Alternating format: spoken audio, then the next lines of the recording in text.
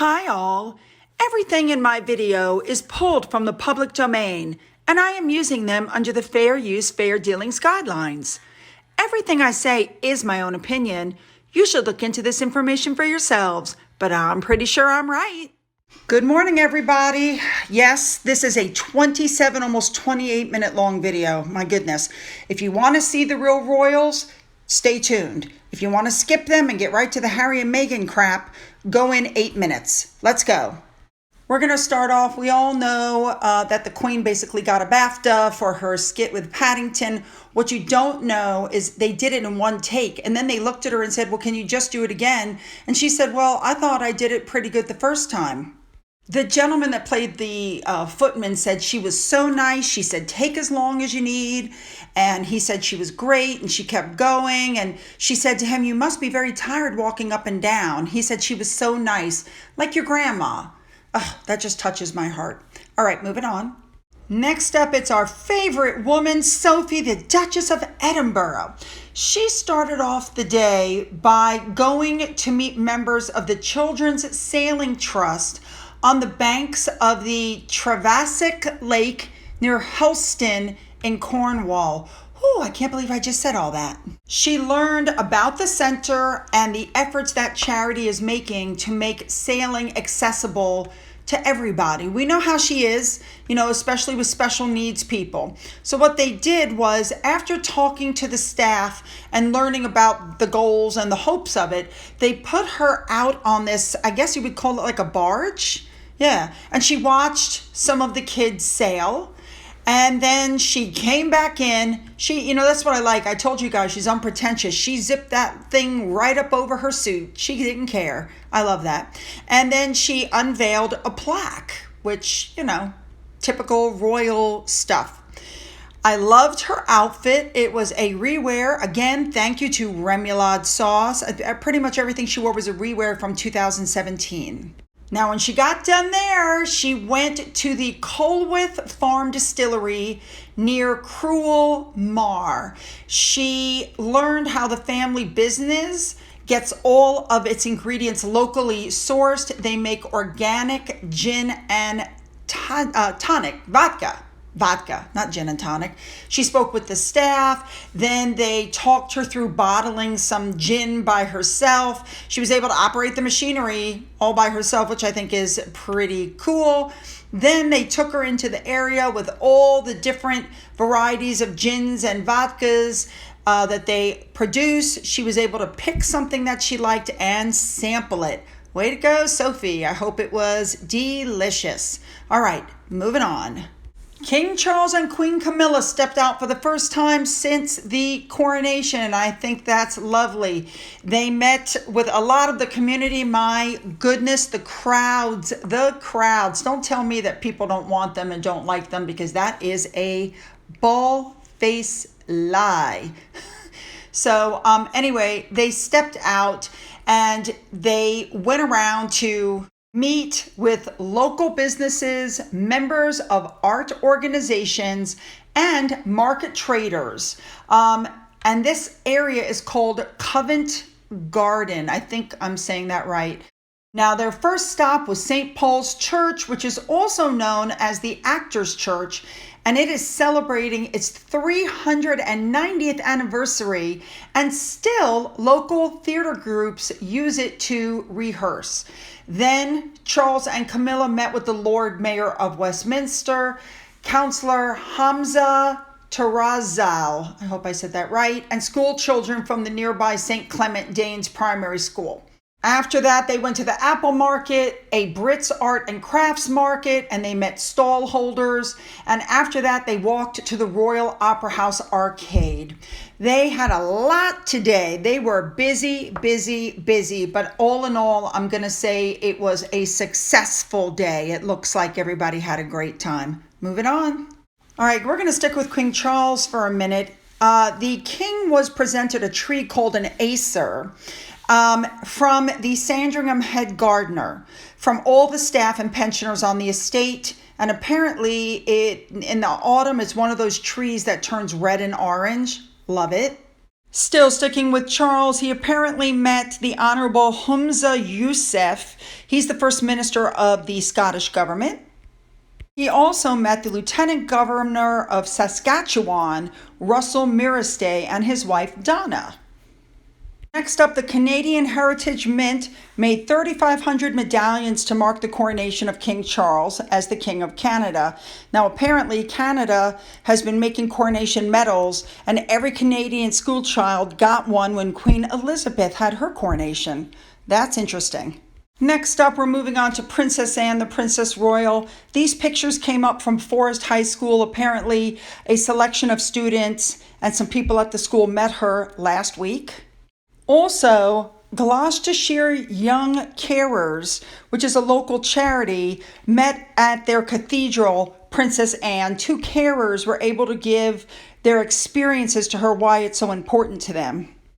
All right, and also for Princess Anne, she took part in a ceremony of remembrance for National Service veterans. Now, this took place at the National Memorial Arboretum in Allerwas, Staffordshire this afternoon.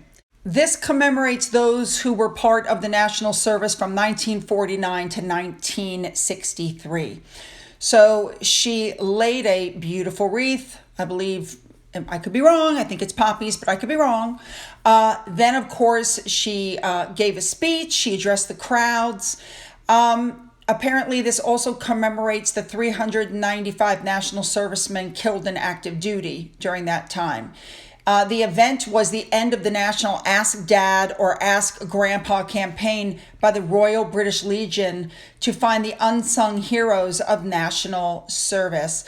I believe there was a fly pass at the end, which I thought was super nice. Hundreds of thousands of servicemen are apparently still alive between 80 and 97 that took part in all of this. So I think it's a nice service. I think that's great. Good for them. Now we're moving on to the Duke of Edinburgh. I told you yesterday that he opened a new Shakespearean North Playhouse. Well, apparently he got to meet with some students there. I didn't get a chance to show you that, so here it is. All right, moving on. All right, I'm just throwing this in here because I thought it was amazing. They're saying now that Catherine, it's called the Kate effect, that anytime she wears something, no matter what it is, there's a spike in searches. When she wore that gold sequin gown from Jenny Packham, there was an 809% increase week on week for gold sequin dress searches immediately afterwards. For the fashion industry, they're saying it's worth $1 billion. Pretty cool. All right, moving on. Okay, moving on. I just want to touch on this really quickly.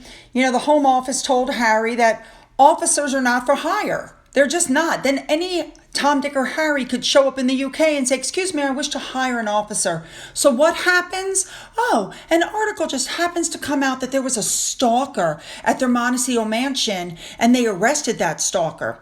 Where have I heard this before? Oh, I'm so sorry. That's right. Back in 2022, when this whole thing started with the Home Office, they said they were having security issues at their house. And before that, when they were fighting for security in 2021, here's another article. An intruder entered their California home twice. Notice you never ever heard anything else about those cases again. Has anybody noticed that? They were never prosecuted. Nothing ever happened. There was no more news after that because it's crap. Every single time that they are fighting for security, suddenly their home is unsafe. It's a pattern and it's about to get worse. Let's jump in.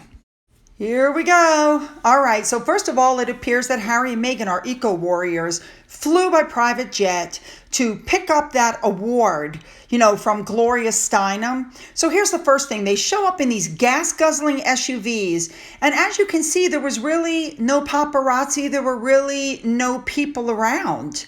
Nobody, there was no crowd. They came in the back. Now you have to wonder why.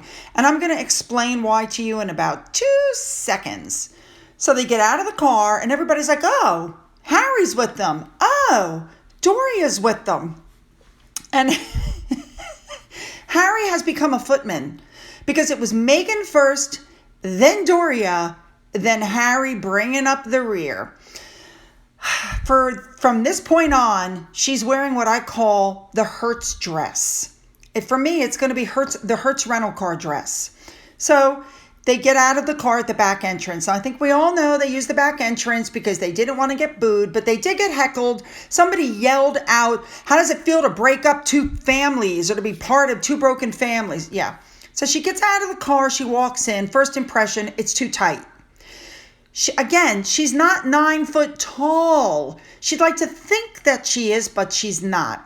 She's got her hand by her face. She's playing with her hair. She's playing with her makeup. It's the typical behavior. She's got this dazzling Cheshire cat grin on her face as they walk through the Hertz office. Personally, I think she has a deal with Hertz rental car. I think they got those gas-guzzling SUVs for free from Hertz if they went through the Hertz rental car and got free publicity for Hertz rental car. That's just my opinion. That's just what I think.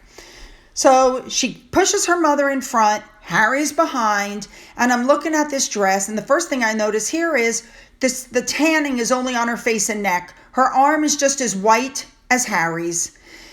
Oh my goodness. Then Gloria Steinem shows up on the red carpet. She looks completely emaciated, and I could not get over what she was wearing. Okay. So Harry and Meghan make it out, and Harry's got this weird grin on his face, and she's love bombing him. Harry, look, they're not really looking at me. They're looking at you. Then they get Doria in the picture. All right. Now let's start looking at all of this. First of all, she had a very bad tan line. If you're going to go without a top, at least even out your tan. Something isn't looking right. She has like 3 colors there. Shoulders red, front is brown, boob is white. Then I was looking at the dress. At the top, it was bent over. She didn't fix it when she got out of the car. You guys see that? I'm assuming that's like a 2-piece outfit. I could be wrong, but yeah.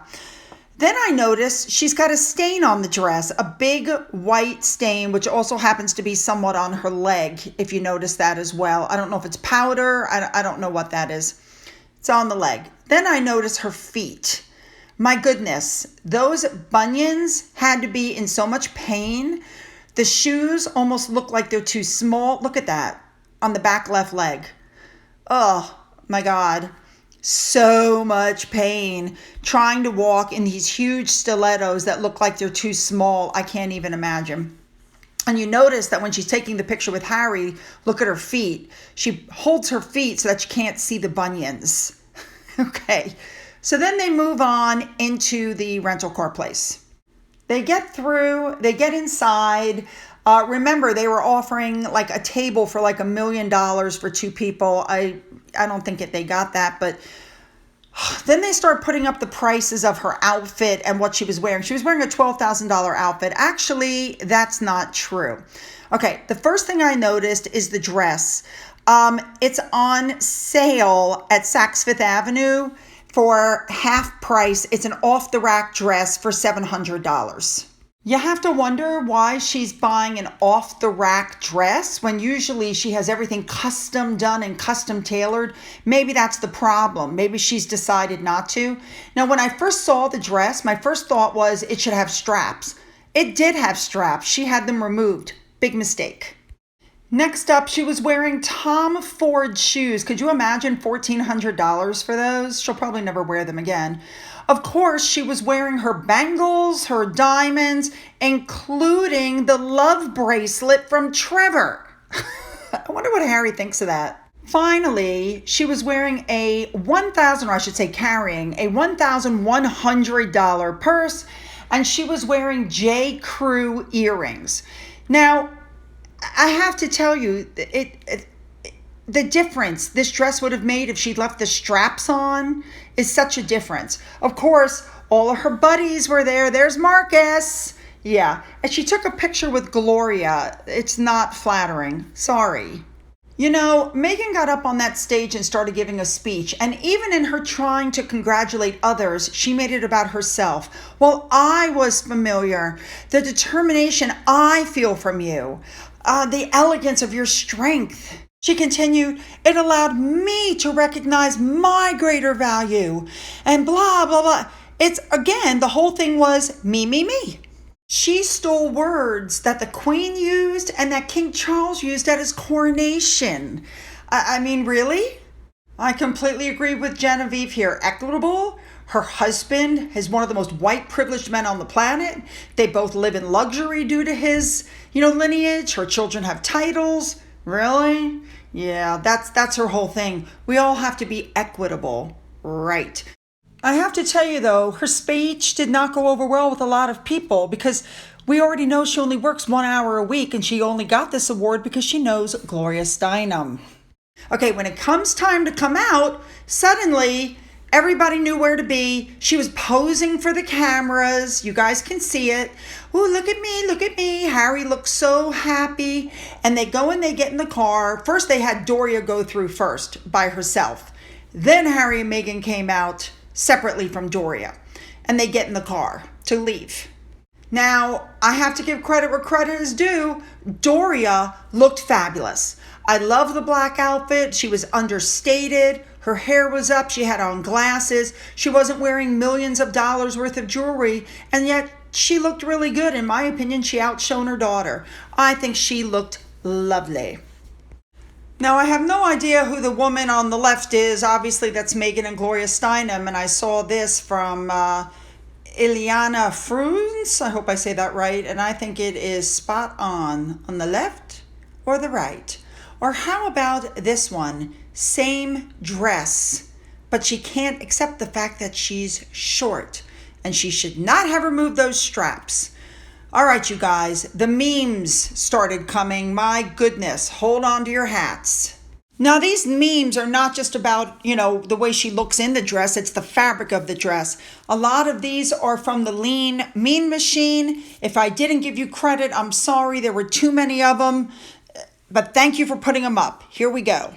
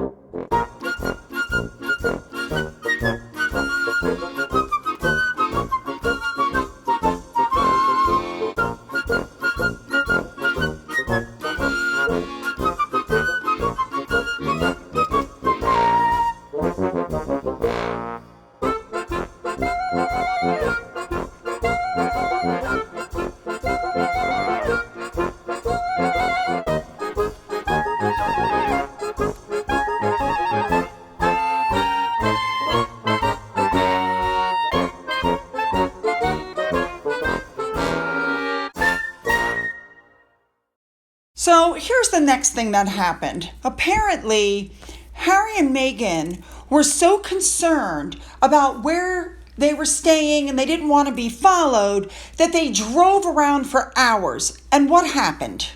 Harry and Meghan come out through Omid Scobie saying they were involved in a terrifying paparazzi car chase that went on for 2 hours. There were near misses. There were NYPD, people on scooters. There could have been deaths. It was horrible. And oh my God, what happened? So of course the news immediately picked up on this and said there was a terrifying car chase. It was near catastrophic and it just blew up from there. It was relentless. Multiple near collisions, meaning there were no collisions. It could have been fatal, meaning there was no fatalities. They said there were 6 blacked out vehicles and just, oh my God. They were driving around because they didn't want people to know where they were staying, okay?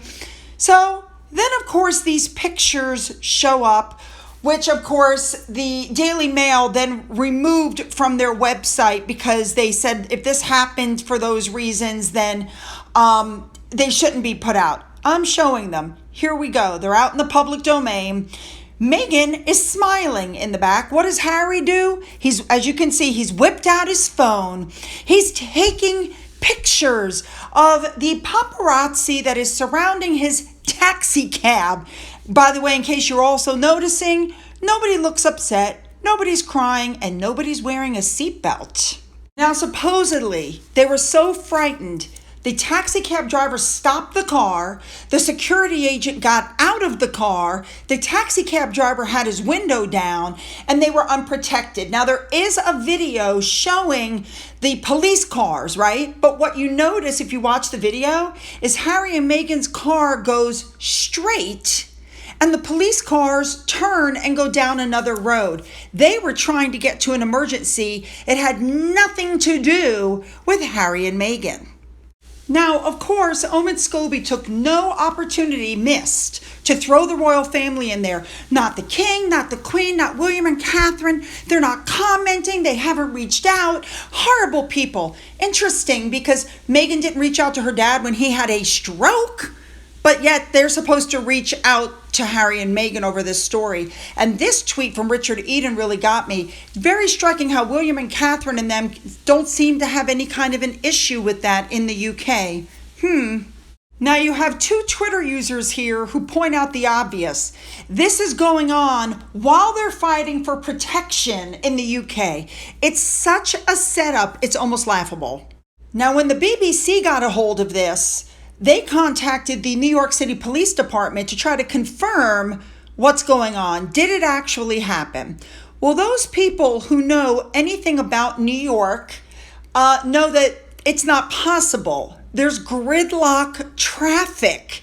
It's not possible. Look at these tweets. During rush hour, the biggest tourist area, New York is set up in grids. There's a high police present. It's a lie. And anybody who knows anything about the roads in New York knows that it's a lie. I just don't get it. So finally, the police put out a statement, and what they said was there were no injuries, no accidents, no summons, no arrests, and everybody got where they were supposed to be without any problems, essentially, is what they said. But you can't do that and not expect people to go, wait a minute. Now, per Piers Morgan, there were two statements, but actually there's three statements. So here you have the statement from the police. Then here you have the statement from Harry and Meghan. And then you have the statement from the taxi cab driver who said they were followed by two vehicles. And he said they were only in the cab for approximately 10 minutes. That's it. He said he picked him up at a police station. He dropped him back at the police station. But that might have been the second taxi because pictures showed up of them getting in the first taxi. Supposedly they got in at a police station. Actually, they got in at the Hertz station. Yep. I think I agree with Meghan's mole. I think they're messing with Harry's brain. I think they've gone too far this time with their games because the New York mayor has now come out and made a statement on air. Listen to this. I would find it hard to believe that there was a 2-hour high-speed chase. That would be, I find it hard to believe, but we will find out the exact duration of it. But if it's 10 minutes, a 10-minute chase is extremely dangerous. Manhattan in New York has cameras. Their claim is going to be easy to disprove. Even Caitlyn Jenner has come out and said, not for 2 hours, not in New York. Kind of the point since they have cameras. So, yeah. So, in the meantime, Harry and Meghan's people have put out a statement saying, do not post any pictures if you have them, because I don't think anybody has them. So, yeah, I think they've gone too far this time with the lies. It's all lies. Now, you should know, not only have the police come out and questioned the 2-hour chase, not only has the taxi driver come out and said that didn't happen, but now the Photographers that they usually work with, Backgrid, have come out with their own statement. Very interesting, claiming that Harry's security team was driving in a reckless manner. Now you can read the whole statement, but what really caught my attention at the bottom was that basically the paparazzi that was there said that all of the stuff that Harry and Meghan said happened never happened. Now you should know that the former New York Police Department detective went on GB News. He had this to say. Listen to this. In your view, a 2-hour high-speed car chase on Manhattan, how likely in your view? May I use the English term rubbish? Because I think this is total rubbish. And last night, matter of fact, I was doing for Disney, I did all the security at the convention center. We had Kardashian there. We had all the famous people there. We were bringing them in and out. This, to me, is the most ridiculous sounding thing in the world. I've been in the security business from retiring from the police department for 38 years. First of all, the most important thing is the safety of the person that you're guarding. The person you're guarding, safety, the principle is the most important thing. And they want you to believe for 2 hours they were chased by 5 blacked out SUVs, chasing them all over, through red lights, through speeds, hitting other cars, maybe hitting cops. This is, I think, part of the drama that is being made up by them. And again, you have cameras on every corner in New York City. This is going to be very easy to get the cameras and the police to investigate this. And already Mayor Eric Adams has gone on the air because this is the most ridiculous sounding thing. First of all, again, if someone's chasing you, why would you put your principals' lives in jeopardy? And then you get out of the car, you go into a yellow cab. Nothing makes sense. I like to know who the security that they're using, who hired it. Stevie Wonder? I mean, this is ridiculous. I never heard anything like this. I mean, a blind item came out pointing out the same thing. There's cameras all throughout the city. Now, you heard what the mayor said. He's not going to come out and call them liars. He'll just say that it was a short chase. All I want to say is, with all of this drama that was created, again, by Harry and Meghan, it has completely overshadowed what could have been a wonderful evening. Even the winners who deserved their awards have been completely overshadowed by this. And you know what? That's a lesson to Gloria Steinem for giving an award to somebody who didn't deserve it. So I just want to say I agree with Genevieve here. It's a question of what you ordered versus what you got. This is going to blow up big time, and I'm going to be right here to watch it. All right, you guys, you know what to do. Hit that subscribe button. If you've already hit it, double check, make sure you're still subscribed. Leave those comments below, make them good because I'm reading them. Don't forget, in the description box, you'll find the links to my Twitter, my Getter, my Rumble, and my email in the event that I get thrown offline, because you never know nowadays. There's also a physical address there in case there's something you want to send to me. For those of you who've donated to my coffee fund and through my thanks button, thank you so much. And as always, you guys, have a great day.